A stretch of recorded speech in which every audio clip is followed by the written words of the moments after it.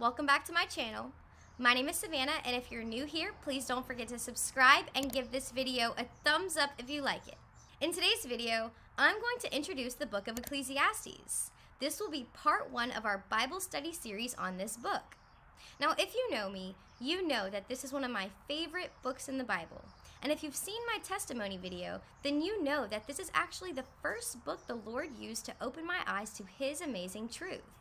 This book has become so special to me, and I hope that this study opens up for you the beautiful wisdom found in this book. First, let's start with some context. The book of Ecclesiastes is one of the 5 books of wisdom literature found in the Old Testament. Wisdom literature often deals with the way the world works, and this is exactly the kind of theme we find in this book. As far as authorship goes, it's widely accepted among scholars that this book was written by King Solomon, who was the son of King David. And before I move on, I want to remind y'all that King Solomon was actually famous for his wisdom.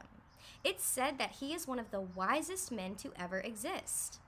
1 Kings chapter 4 tells us that God gave Solomon wisdom and understanding beyond measure, and breadth of mind like the sand on the seashore, so that Solomon's wisdom surpassed the wisdom of all the people of the East and all the wisdom of Egypt. He's also known for writing the book of Proverbs, Songs of Solomon, and 2 of the Psalms. These are all books of wisdom literature, meaning that Solomon contributed to 4 out of the 5 books of wisdom in the Old Testament. Ecclesiastes was most likely written towards the end of King Solomon's life and reign, which would have been around 935 BC.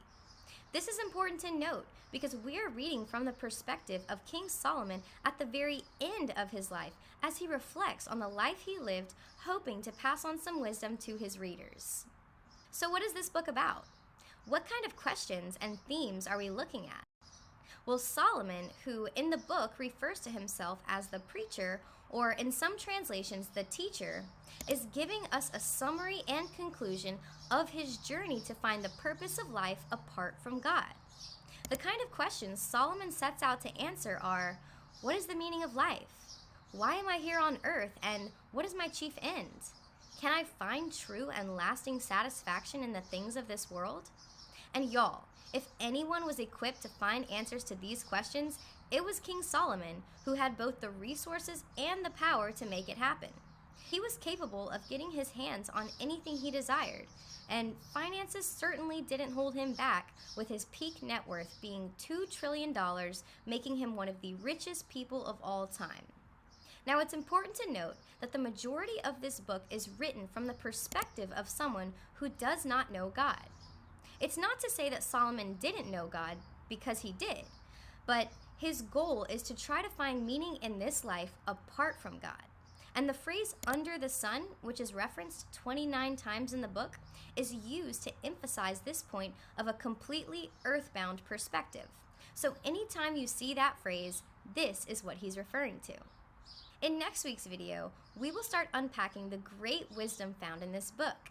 And in the meantime, I encourage you to start reading Ecclesiastes so that you can familiarize yourself with the content and get some exposure to the amazing truths we are going to look at.